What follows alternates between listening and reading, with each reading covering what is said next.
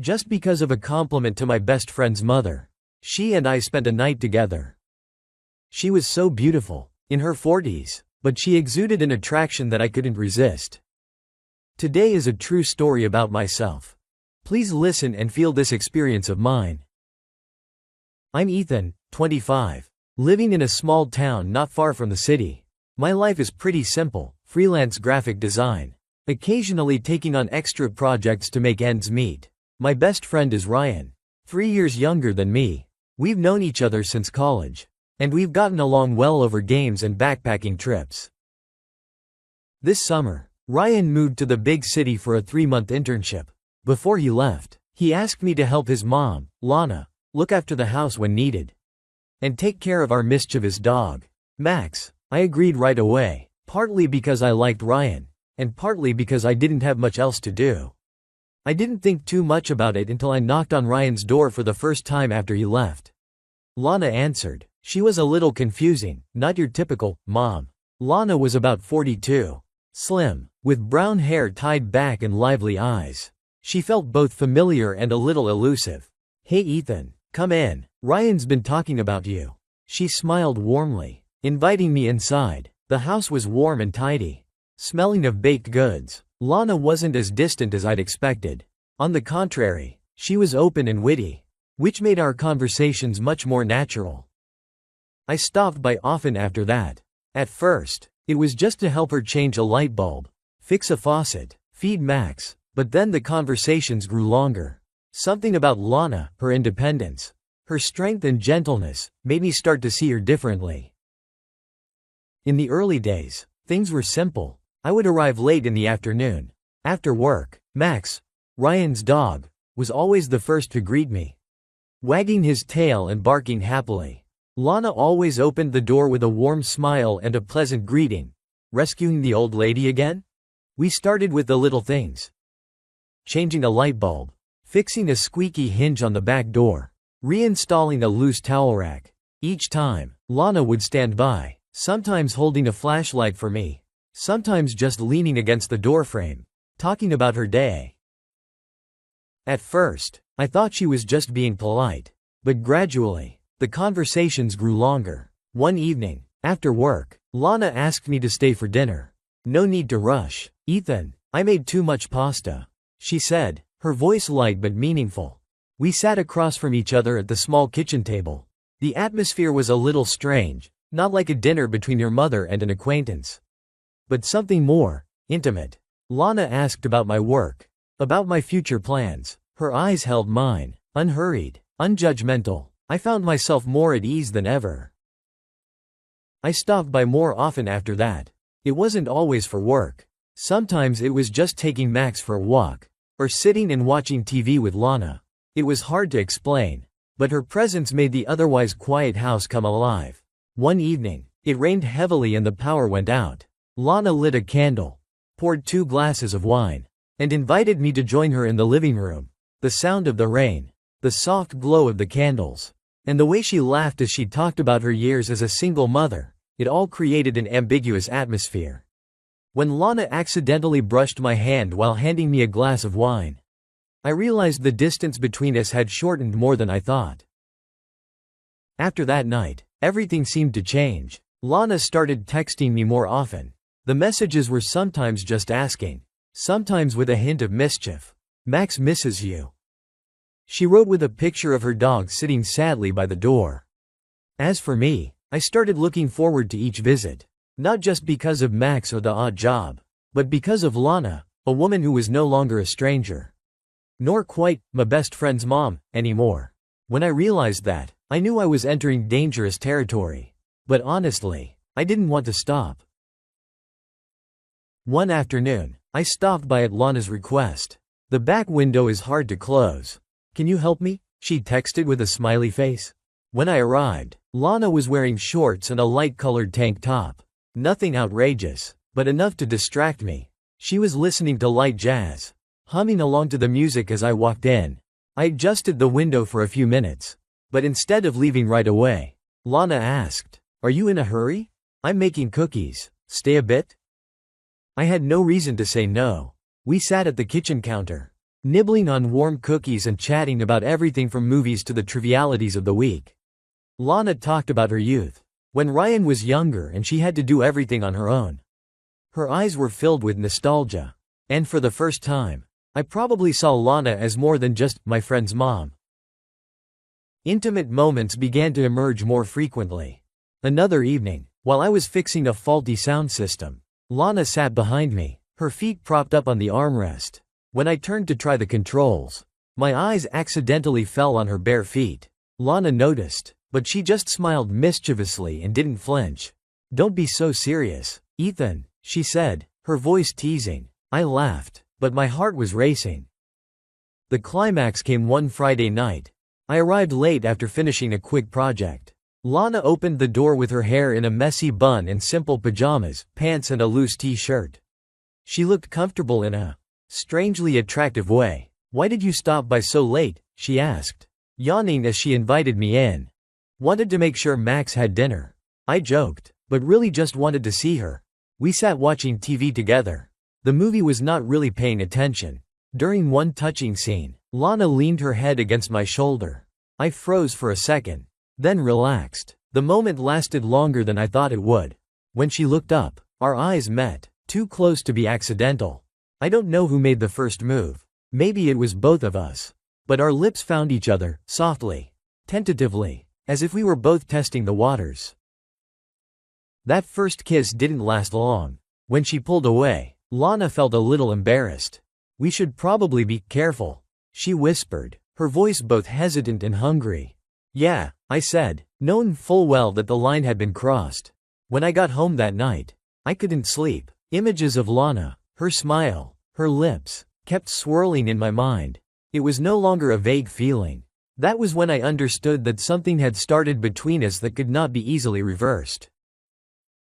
After that first kiss, things were different. There were no serious conversations.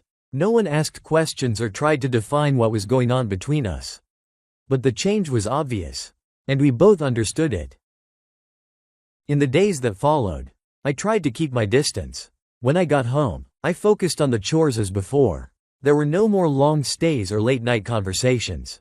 But Lana was different. She didn't avoid me. On the contrary, her glances, her fleeting smiles, and her gentle touches made the wall I tried to build more and more shaky. One afternoon, as I was about to leave after fixing the porch light, Lana stood right in front of the door.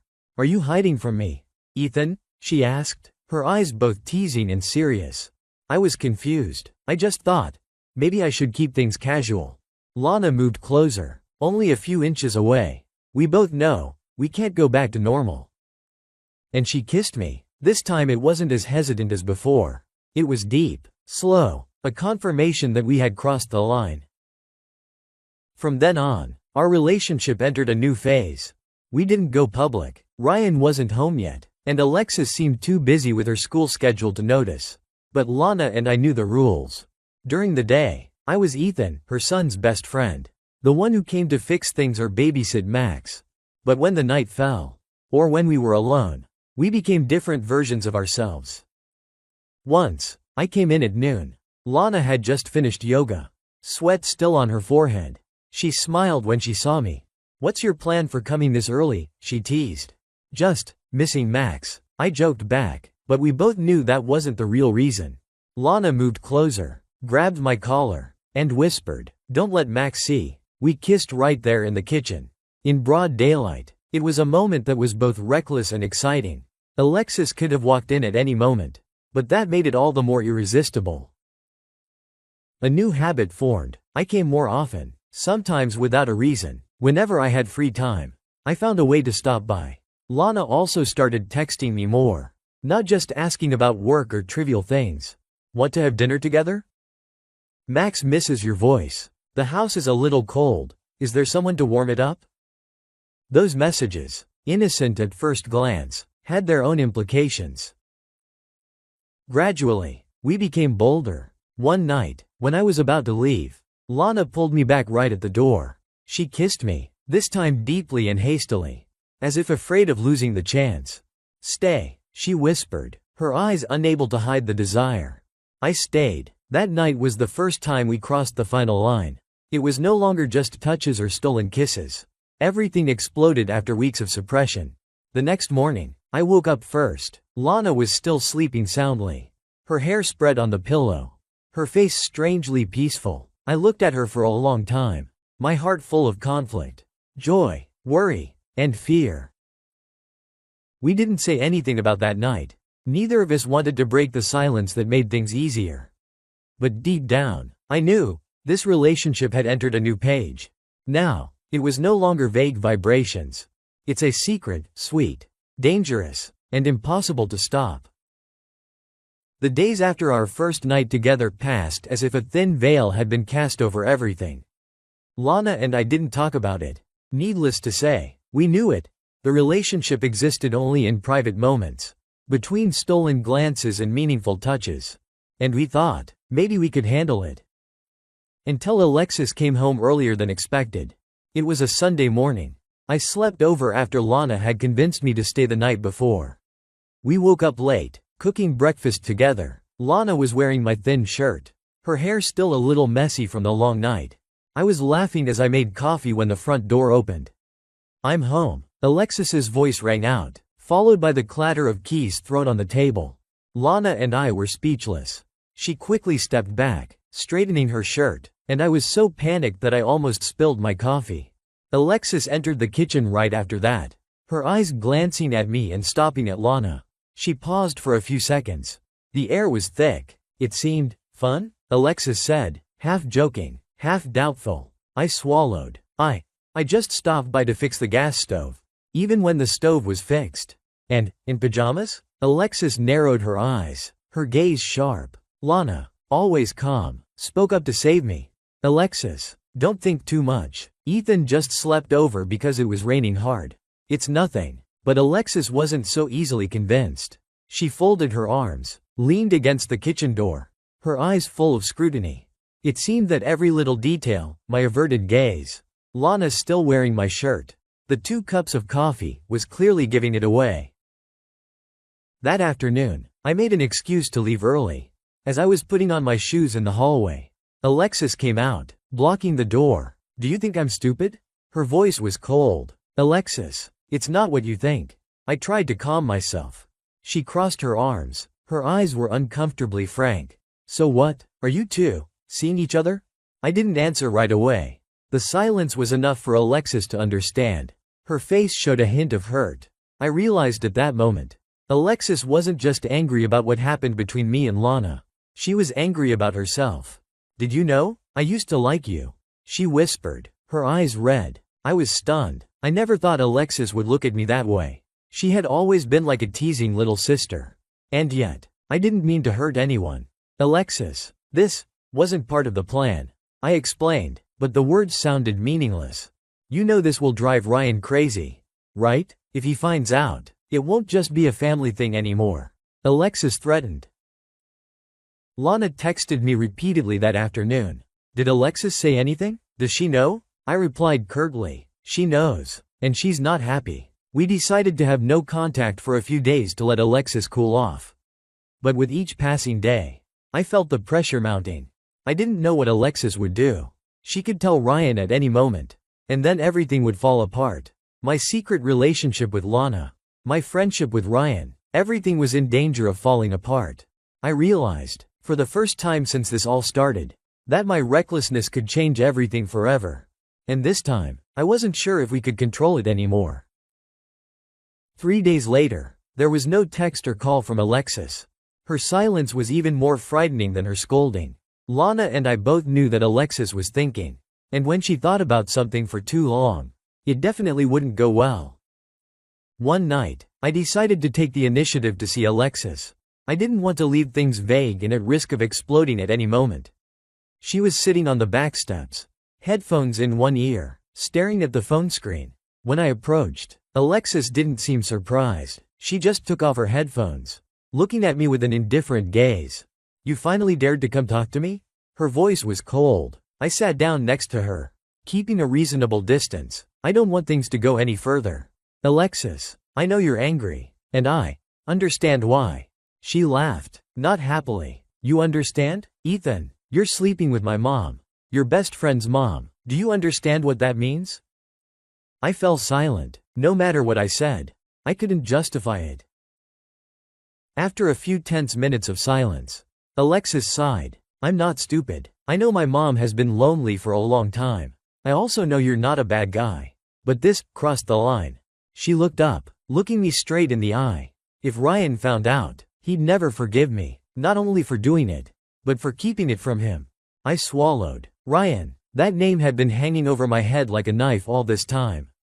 I'll tell him, I whispered. Do you think Ryan will accept it? You know him. He'll be mad, and my mom will be hurt the most. I couldn't argue. Alexis was right. Lana was the one at the greatest risk. Not me, and not Ryan. So what do you want me to do? I asked, my voice blunt. Alexis was silent for a long moment before answering. Slowly but clearly. Stop it. Stop it before it's too late. Don't let my mother dream of something that has no future. I was stunned, not by what she said, but by the sincerity in her eyes at that moment.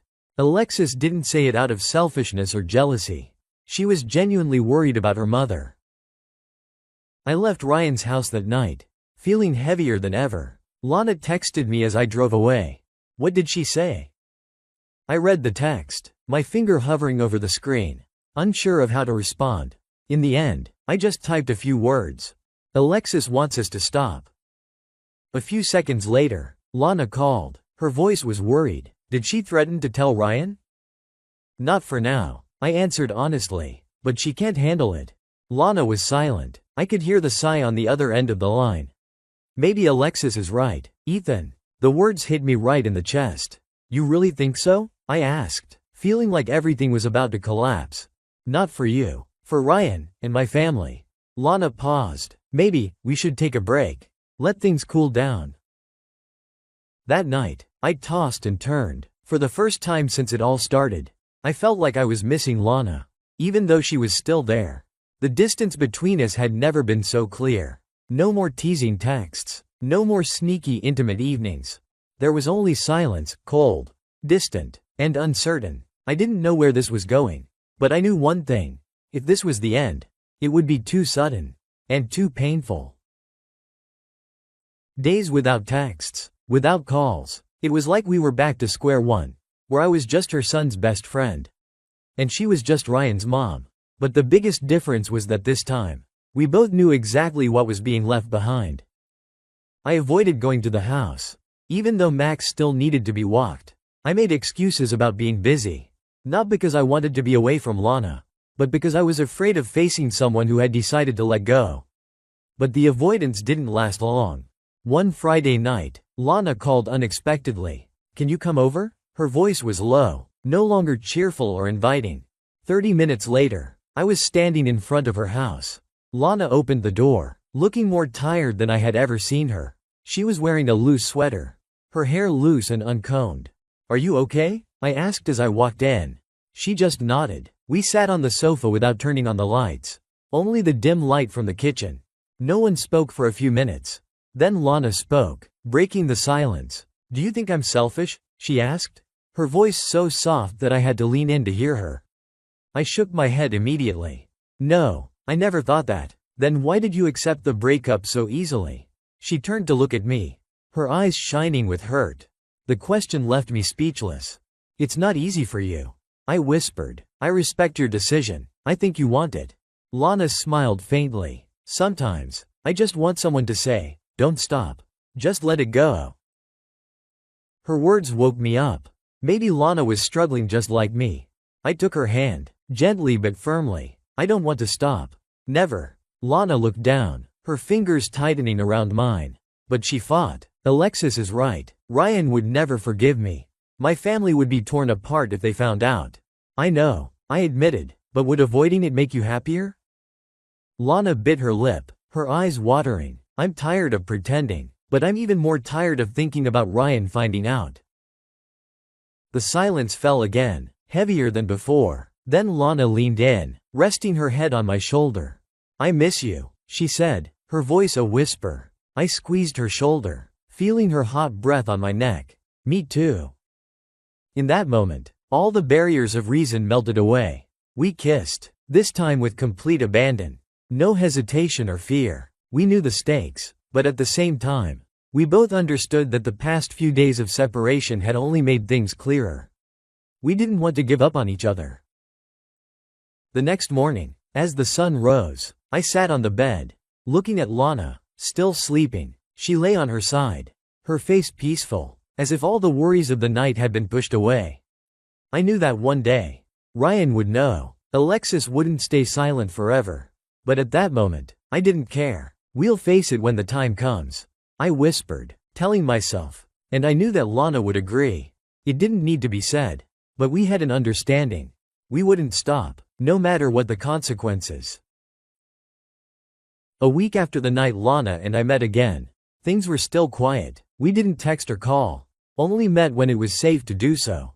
Still secretive, still quiet. I was starting to get used to living two lives. One was as a close friend who was always willing to help Ryan's family. The other was as a man in love, a forbidden, risky, but also unstoppable love. On Saturday afternoon, as I was walking Max near the park behind our house, Lana called. "Are you free? I made lasagna, Ryan's favorite, and no one's eating right now." I laughed. "I'll be right over. Max is hungry." When I arrived, Lana was wearing a simple linen dress, her hair tied back, an apron draped over one shoulder. She was bare-faced, but there was something about her that made me want to stand and watch her forever. Dinner started like any other, intimate, private, easy. I sat at the table, Lana scooping food, laughing and asking about the project I was working on. We didn't kiss, didn't touch much, just eye contact, like a language only we understood. The front door swung open. "Hello," Ryan's voice rang out. I almost dropped the fork I was holding. Lana stood frozen by the stove, the spoon in her hand shaking slightly. Ryan walked in with his backpack slung over his shoulder, a carefree smile on his face. "Did anyone miss me?" I stood up slowly, trying to keep my voice casual. "Hey, you're back early?" Ryan gave me his usual high five and hugged my mom. It was a surprise. The internship ended earlier than expected. "I missed your lasagna." Lana forced a smile, hiding it so well that I almost believed she was actually happy. What a coincidence. Mom just made it. Dinner proceeded in a pretended normal atmosphere. Ryan rambled on about work, new friends in town, and parties that I knew he was half making up. I sat there, smiling, nodding, adding a few jokes, but my mind was constantly watching Lana. Every move, every glance, every second she avoided her son's gaze. Ryan wasn't stupid. He didn't say anything, but his eyes started darting between me and Lana more often. After dinner, Ryan pulled me out onto the porch. "Hey, you come here often?" His voice was soft but there was a tightness behind it. I tried to sound relaxed. "Yeah, I come by every now and then to help your mom with some errands. Max likes to go for walks." Ryan crossed his arms and leaned against the railing. "I don't know why, but you and my mom seem closer than I remember." I smiled wryly. "It's been a while. Plus, your mom is easy to talk to." Ryan stared at me for a second longer, then sighed. "Yeah, maybe I'm imagining things. My mom smiles more these days. But maybe it's because of you." I left the house late that night, my heart pounding like a drum. Lana texted me as I got into the car. I saw the look in Ryan's eyes. "I'm not sure, but maybe he's suspicious." I replied curtly. "I feel the same way." Our secret, which had once been as sweet as stolen wine, was now on the brink of being exposed, and I wasn't sure how much time we had left. The atmosphere from the day Ryan returned seemed to be trapped in every corner of the house. Lana became more reserved. The unconscious touches or furtive glances between us completely disappeared. When Ryan was home, Lana and I acted like two polite strangers. But that only made things more awkward. 3 days later, Ryan took the initiative to text me. "Are you free tonight? Come over for a drink. It's been a long time." I sensed something behind the invitation, but refusing at this time only made him more suspicious. I agreed. That night, when I arrived, Lana wasn't in the living room. Ryan said she was going to bed early because she was tired. It was just the two of us. A can of beer on the table and the sound of the TV in the background that no one was really watching. Ryan drank quite quickly. He didn't beat around the bush anymore. Now tell the truth, Ethan. Ryan suddenly spoke, his voice no longer comfortable. I froze. Say, what? You and my mom, what's going on? There was no escape, even though I had prepared myself for this day. When it actually came, I still didn't know how to react. Ryan, it's nothing. We just talk a lot. I tried to stay calm. Ryan laughed, bitterly. Talk? Don't treat me like an idiot. I opened my mouth to deny it. But Ryan slammed the beer can down on the table, his eyes red with anger. I'm not blind, Ethan. The way you two look at each other. The way my mom changes when you're here. I know something's up. Don't make me crazy by guessing. The room fell silent. I looked at Ryan, the friend I grew up with, the one I never wanted to betray. But the truth couldn't be hidden forever. Ryan, I sighed, my voice heavy. We have feelings for each other. Ryan was speechless. What the hell are you talking about? He whispered, as if he couldn't believe his ears. I didn't mean for this to happen. It just happened, but I mean it. I never meant to hurt you or your family. Ryan stood up and paced the room, running his hands through his hair. I had never seen him like this before, hurt, confused, and angry all at once. That's my mom, Ethan, my mom, he yelled. I know, I replied, not daring to take my eyes off him. Ryan paused, his eyes hurt. Since when? How long? I swallowed. A while. That confession was the last straw. Ryan punched the wall, his eyes red. At that moment, Lana came down the stairs. She must have heard the argument. She was wearing a dressing gown, her hair slightly tousled, but her expression was extremely serious. Ryan, enough, she said, her voice calmer than I expected. Ryan turned, almost choking. Mom, why? He's my friend, the person I'd trust the most. Lana stepped forward, gentle but firm. You can hate me. You can be mad at me. But I'm human. Ryan, I'm lonely. And Ethan was there for me when I needed him the most. Ryan shook his head repeatedly. No, I can't believe it. Alexis appeared from the hallway, clearly eavesdropping. She stepped forward, breaking the tense atmosphere. Ryan, enough. You can be angry. But this isn't a surprise to me, Alexis said, her eyes serious. Everyone turned to look at her. I've known for a long time. Alexis sighed, and as much as I hated it, I saw that they actually cared about each other. Not some stupid crush or fling. Alexis's sudden appearance made Ryan pause. He looked at his sister, then at me and Lana. The air was still. Ryan didn't say anything else. He just quietly gathered up his beer cans, said a short sentence before going upstairs. I need time. The door to his room slammed shut. I sighed, leaning back in my chair, feeling like I'd survived a storm. Lana sat down next to me, holding my hand tightly. At least he didn't kick you out. She tried to joke, but her eyes were still watery. I looked toward the stairs.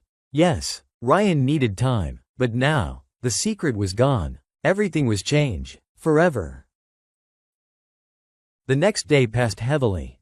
I woke up early, not because I had slept enough, but because I hadn't slept. Lana was still asleep, hugging her pillow, looking more fragile than usual. I sat on the edge of the bed for a long time, thinking about the night before. Ryan knew. Alexis was on our side too. But did that mean everything was okay? I wasn't sure. The air in the house was almost freezing in the morning. Ryan didn't leave the room. Lana made breakfast but no one ate. She and I sat at the table, looking at 2 cold cups of coffee. Should I go? I asked softly. Lana looked up, her eyes tired. If you go now, maybe Ryan will think we've accepted that this was wrong. I understood. If I backed out now, maybe the distance between me and Ryan would never be repaired. Then I'll stay, I decided. That afternoon, Ryan finally came downstairs. He looked like he'd just gone through a fierce internal battle. His eyes were dark, his hair was messy, but his voice was surprisingly calm. I've been thinking all night, Ryan said, sitting down on the chair across from me. Lana sat quietly next to him, as if waiting for the verdict. It's not easy to accept, and I can't accept it right away. But I'm not a kid either. If you two are really serious, I have no right to stop you. Lana opened her mouth, but Ryan raised his hand to stop her. But I have one condition. Lana and I looked at him. Don't let me see you two being affectionate. Don't show everything in front of me. I'm not ready for that. It wasn't complete acceptance, but for me, it was a way out. I understand, I replied. Lana nodded slightly. Thanks, Ryan. Ryan stood up and grabbed his car keys. I'm going out for a bit. I need some air. When he left, Lana turned to me, her eyes filled with emotion. At least he doesn't hate you, she said, relieved but still a little worried. I put my arms around her. It'll be okay. I believe so. That evening, Alexis texted me privately. You're lucky. Ryan is more reasonable than you think. I texted back, thanking her for saving the day. If it weren't for Alexis, things would have been much worse. Before going to bed, Lana and I lay next to each other. Not saying much, just being together, feeling each other's breathing and warmth. The storm may not have completely passed, but at least tonight, this little house is peaceful again. Time has a way of calming things down. The following weeks went by more slowly but steadily than I expected. Ryan wasn't as cold or as unpleasant as he had been in the early days. He returned to his busy schedule, studying, working part-time, hanging out with friends. Even so, there was an invisible distance between us. There were no more late-night laughs or long gaming sessions. Instead, we kept things casual, polite enough but not too intimate. One afternoon, as I was about to leave Lana's house, Ryan called out to me. Hey, Ethan. He stood in the kitchen doorway, a soda in his hand, looking calmer than I expected. I turned around, expecting something tense, but Ryan just sighed. I'm moving out next month. My friends found a place near school. He said it like it was a normal thing. I was surprised. Really? Are you sure? Ryan shrugged. Yeah, it's about time. Besides, I think maybe I should give Mom some space. The words carried more than just meaning. It was Ryan's way of tacitly accepting things. In his own way, I nodded, feeling a little lighter. Thanks, Ryan. He didn't answer right away. He just glanced at me, then said something half joking, half serious. Just don't make Mom suffer. I understood. That was the sign that the wall between us was slowly coming down. A month later, Ryan officially moved out. The atmosphere in Lana's house changed dramatically. There was no longer the simmering tension every time I walked in. No more furtive glances or the fear of being discovered. Instead, there was a new comfort. I started staying overnight more often. Dinners became cozy and natural. Lana no longer had to keep her distance or rush to clean up every morning. We were back to ourselves, free and honest. Late one evening, as we sat on the porch, Lana leaned her head on my shoulder, the wind blowing through her hair. Does it feel easier? She asked, her voice as light as a breath. I squeezed her hand. Yes, and I like it. Lana smiled. I thought I'd never feel this way again. Living my life on my terms. I kissed her forehead. You deserve it. We both do. Life isn't always perfect. There are still times when Ryan avoids mentioning me in front of his friends. There are still curious looks from the neighbors when I pass by. But for Lana and I, that doesn't matter anymore. We've overcome the biggest challenge. We've looked at the complexity of things and chosen to hold each other's hands instead of letting go. It's not a fairy tale, but it's the most realistic version of happiness I've ever known. Since Ryan moved out, things have been strangely calm. No more tension in the eyes. No more pounding footsteps on the stairs in the middle of the night that would make me jump out of Lana's room. Instead, there are peaceful mornings, when I make coffee in the kitchen and she sits wrapped in a blanket reading the news on her phone. Hair messy, face bare, and still beautiful. We don't have to hide anymore. But we don't have to show off. I started staying over more. Gradually, little bits of my stuff started to show up in the house. My toothbrush. A shirt hanging on a chair. A bottle of cleanser by the sink. No one said it, but we all knew. I was living here. Not a guest, a stayer. Lana kept her own pace. Work, friends, coffee with colleagues. But every time she came back, she always brought 2 drinks, one for her, one for me. That habit made me feel like I had been here for a long time. Alexis was slowly getting back to normal. One afternoon she came to visit her mother and saw me cooking in the kitchen. She no longer looked at me with such a thoughtful look. I heard you make good risotto? She asked, her lips curling slightly. I smiled, handing her a spoon to taste. See for yourself. She took a bite and nodded slightly. It's okay. It's reasonable that your mother hasn't kicked me out. It was a kind of acceptance. Not loud, but sincere. We kept our relationship private from the rest of the world. No pictures, no public hand in hand, no formal introduction, not out of embarrassment, out of respect for the relationships around us. Especially Ryan. And strangely, it was that very secrecy that made it all the more special. When we walked in the far suburbs, drinking coffee together in places where no one knew us, I felt like we were keeping a sweet secret that the world could not reach. One evening, while Lana was folding laundry, I sat against the wall, watching her intently. Don't you get tired of looking at me? She asked without looking up. Because you make me believe that peace is real, I replied. She stopped, turned to look at me, her eyes strangely gentle. I was afraid that this was just temporary. A phase, Lana said, but I'm not afraid anymore. I stood up, walked over to her, and gently placed my hand on her back. Because now we're not running away from anything. She nodded, touching her forehead to my chest. No need for promises, no long-term plans, just the present and each other. We don't live like a perfect couple. We still argue over little things. Forgetting to take out the trash. Mixing whites with colors. Who walks max when it rains? But through it all, I lie next to her every night, listening to her steady breathing, and knowing I'm right where I'm supposed to be. This isn't the life I imagined, but it's the life I chose, and I don't regret it for a second. Autumn came slowly. The leaves began to turn yellow. The air became calmer. Lana's house, once a silent battlefield of hidden glances and furtive footsteps, now wore a new peace. Ryan still wasn't completely comfortable with me and his mother, but dinners with the three of us weren't as awkward as before.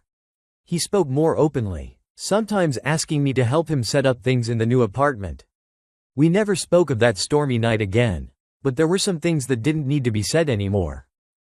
Alexis, who had been the biggest obstacle, now helped bring things together. One evening, as Lana and I were preparing dinner, she stopped by, conveniently bringing a bottle of wine. No need to be so formal. She smiled, pouring wine for all three of us. You've been here for so long, and you're still pretending to be a guest? Lana and I smiled at each other. There was acceptance that didn't need to be declared. Alexis raised her glass, her eyes a little mischievous but sincere. As long as you two are happy, I'm happy. We started taking short trips, not far, just away from this small town. Places where no one knew who we were. There, we could hold hands without looking around, kiss in the middle of the street without fear of meeting familiar eyes.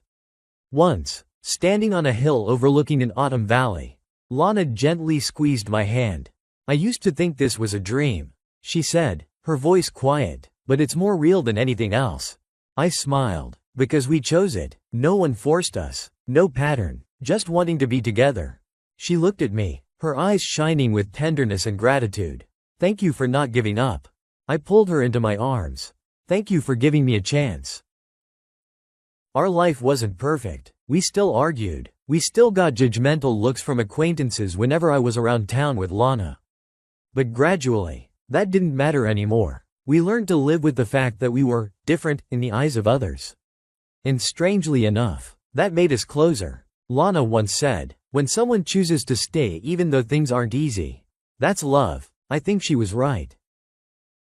One afternoon, while I was sitting on the porch reading a book, Lana came out with a cup of hot tea. She sat down next to me, didn't say anything, just leaned her head on my shoulder. We sat like that for a long time, letting the autumn wind blow, letting the gentle sunlight shine through the trees. How long do you think this will last? Lana asked softly, not out of worry but just wondering. I put the book down, turned to look at her. I don't know, but I don't think about it anymore. Really? She smiled softly. Yeah, because if you think about when it's over all the time, how can you enjoy it while it's still happening? Lana smiled, her smile more peaceful than ever. We didn't make any long-term plans. No wedding rings, no promises of forever. But every morning when I woke up and saw Lana, I knew we had everything we needed. Not perfection, not recognition from the world. Just two people, choosing each other, every day. no matter what the world throws at us. And sometimes, those are the things that make a real story. Thank you for taking the time to listen to my story. It's not a perfect journey, nor is it a story filled with miracles, but it's a story of real moments, about hard choices, about embracing happiness even when the outside world doesn't understand, about two people finding each other in the thin lines of right and wrong.